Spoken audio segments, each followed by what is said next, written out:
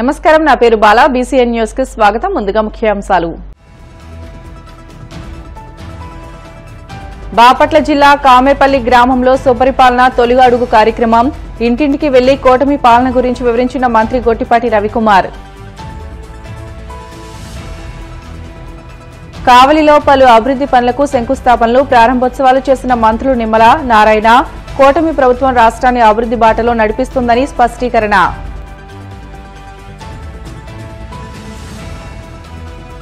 తిరుమల శ్రీవారిని దర్శించుకున్న మంత్రి సవిత. ఆలయ మర్యాదలతో స్వాగతం పలికిన అధికారులు.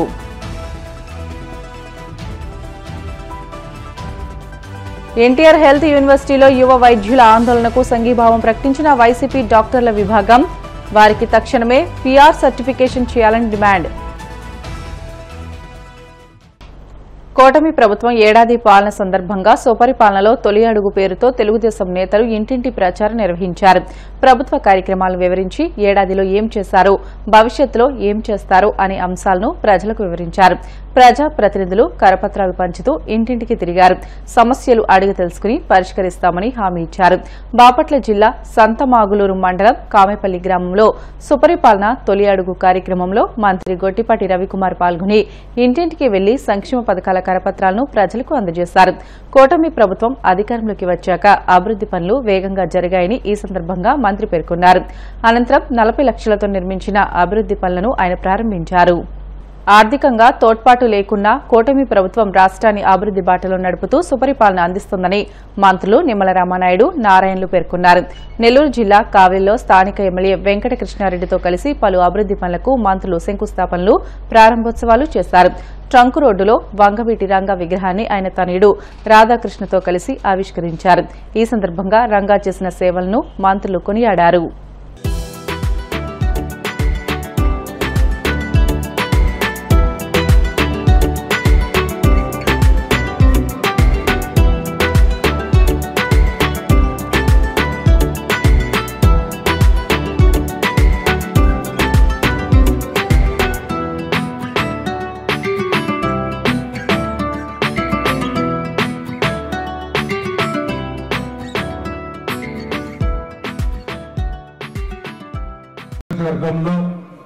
పర్టికులర్ గా ఈ యొక్క అభివృద్ధి శంకుస్థాపనలు, ప్రారంభోత్సవాల సందర్భంగా వాడలో తిరుగుతున్నప్పుడు మీ అందరిలోనూ కూడా కృష్ణారెడ్డి గారి పట్ల అత్యంత అభిమానం, ప్రేమ, అనురాగం, సంతోషం.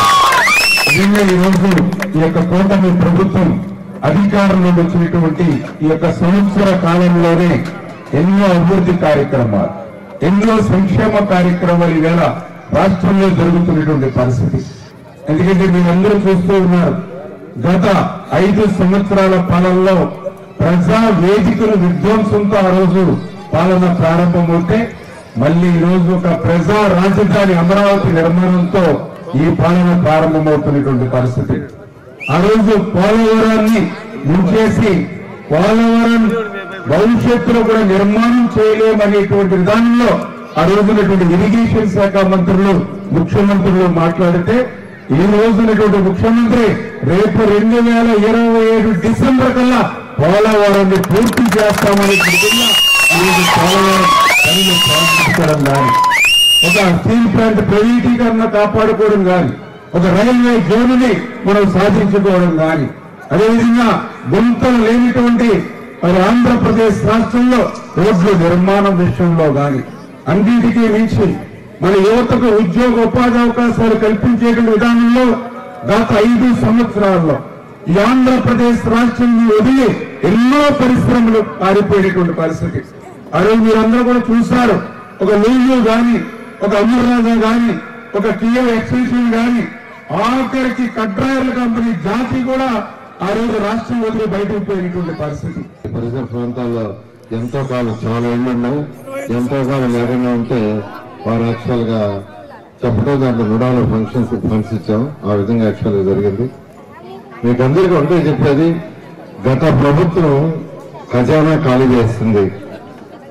10 లక్షల కోట్ల రూపాయలు అప్పు చేసి వెళ్ళిపోయింది. 10 లక్షల కోట్లు.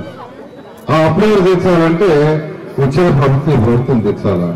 ప్రభుత్వం తీర్చడం అంటే మీరందరూ కట్టే ట్యాక్సీలని ప్రభుత్వానికి వేరే డబ్బులు రావు, ప్రజలు కట్టే ట్యాక్సులే ప్రభుత్వానికి ఆదాయం. సో మీరు కట్టే ఆదాయం ఈరోజు మీరు కట్టే ట్యాక్సుల్లో ఎక్కువ భాగం ఎక్కడే పోతుందంటే గత ప్రభుత్వం చేసిన 10 లక్షల కోట్ల ప్రతిష్టానికి పోతుంది. అసలు కట్టాలి, వడ్డీ కట్టాలి, ఎండి కట్టాలి. మనం కట్టేది ఏం లేదు. మీరు కట్టిన ట్యాక్సులు బ్యాంకులో పెడితే రిజర్వ్ బ్యాంక్ కూడా ఆటోమేటిక్ గా నెలగా కట్ చేసుకుంటారు అంతే, అడిగేది ఉండదు. అలా ఈరోజు ఆర్థిక పరిస్థితిని మొత్తం గత ప్రభుత్వం చిన్నాభిన్నం చేసింది. ఆర్థిక వ్యవస్థను ఎలా నడపాలో తెలియదు. ఒక చిన్న ఇంట్లో 15,000 రూపాయల జీతం వస్తుంటే ఆ భార్య భర్త కలిసి ప్లాన్ చేసుకుంటారు. ఎలా ప్లాన్ చేసుకుంటారు? వచ్చే యొక్క జీతంలో రెంట్కి ఎంత, పాలోడికి ఎంత, పిల్లల చదువుకి ఎంత, పిల్లల గుడ్డలకి ఎంత, లేదా బ్యాంకు లోన్ తీసుకుంటే దానికి ఎంత కట్టాలి, చక్కటి ప్లానింగ్ ఉంటుంది. కానీ ఇంత పెద్ద రాష్ట్రానికి ఒక ఫైనాన్షియల్ ప్లానింగ్ లేదు. అంతా సర్వనాశనం చేశారు. మా డిపార్ట్మెంట్ తీసుకుంటే, మున్సిపల్ శాఖ తీసుకుంటే 8,500 కోట్ల రూపాయలు కేంద్ర ప్రభుత్వం 8,500 కోట్ల రూపాయలు కేంద్ర ప్రభుత్వం శాంక్షన్ చేసి ఫస్ట్ ఇన్స్టాల్మెంట్ ఇస్తే దానికి మ్యాచింగ్ ఫండ్కి ఆ డబ్బులు పోయినాయి. నిజంగా అయిపోయింటే నిజంగా అయిపోయింది. రాష్ట్రంలో ప్రతి ఇంటికి చక్కగా కొనాలు ఇచ్చిండేది. ఇక్కడ ఏరియాలో కూడా కొనాలు ఇచ్చున్నాయి. ఇప్పుడే నాకు ఇచ్చారు, సార్ ఏరియా కొనాలు లేవు, ట్యాప్ కనెక్షన్స్ అని. నిజంగా అమృత పథకం పూర్తి అయిపోయిందంటే 8,500 కోట్ల రూపాయలు ఈ రాష్ట్రంలో ప్రతి ఇంటికి ట్యాప్ కనెక్షన్ ఇవ్వడానికి కేంద్ర ప్రభుత్వం శాంక్షన్ చేసింది. తిరుమల శ్రీ వెంకటేశ్వర స్వామి వారిని మంత్రి సవిత దర్శించుకున్నారు. వీఐపీ ప్రారంభ విరామ దర్శన సమయంలో కుటుంబ సభ్యులతో కలిసి స్వామివారి సేవలో పాల్గొని మొక్కులు చెల్లించుకున్నారు. దర్శనానంతరం వీరికి రంగనాయకుల మండపంలో వేద పండితులు వేద ఆశీర్వచనం అందించగా ఆలయ అధికారులు స్వామివారి తీర్థ ప్రసాదాలు అందజేసి పట్టు వస్త్రంతో సత్కరించారు. వెంకటేశ్వర స్వామి దర్శనం చేసుకున్నాం. చాలా మంచి దర్శనం జరిగింది. అదేవిధంగా మరి భక్తాదులతో కూడా చాలా మందితో నిన్న నైట్ మరి ఈరోజు మార్నింగ్ కూడా ఇంటరాక్ట్ అవుతే చాలా బాగుంది. ఒక పక్క ప్రసాదం కావచ్చు, సౌకర్యాలు కావచ్చు, మరి లైన్ సిస్టమ్ కూడా అంతా బాగుంది మాకు అన్న విషయం కూడా తెలియజేశారు. చాలా ఆనందంగా ఉంది. మేము వెంకటేశ్వర స్వామి కోరుకునేది ఒకటి, ఈ రాష్ట్రం సురక్షితంగా ఉండాలి. ఏదైతే మాన్యశ్రీ ముఖ్యమంత్రి చంద్రబాబు నాయుడు ఈ రాష్ట్రాన్ని స్వర్ణాంధ్రప్రదేశ్గా మార్చాలి, ఆ భగవంతుడి ఆశీర్వాదం ఎల్లవేళలా ఈ రాష్ట్రానికి ఈ దేశానికి ఉంటుందని కూడా.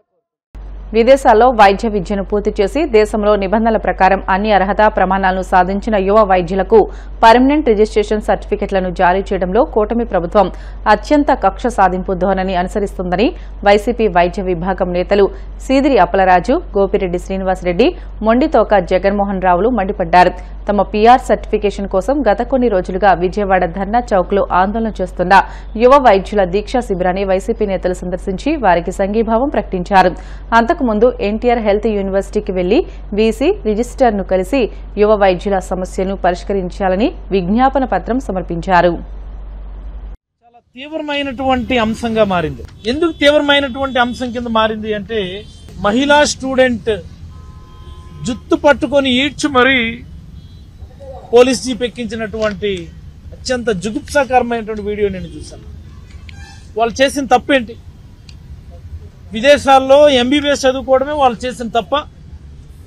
విదేశాల్లో ఎంబీబీఎస్ చదువుకున్న పాపానికి ఈరోజు పోలీసుల చేతిలో తన్నులు తినాలా? మరి ఇదే అంశం పైన మా నాయకుడు రాష్ట్ర మాజీ ముఖ్యమంత్రి వర్యులు శ్రీ వైఎస్ జగన్మోహన్ రెడ్డి గారు కూడా is very deeply concerned about this.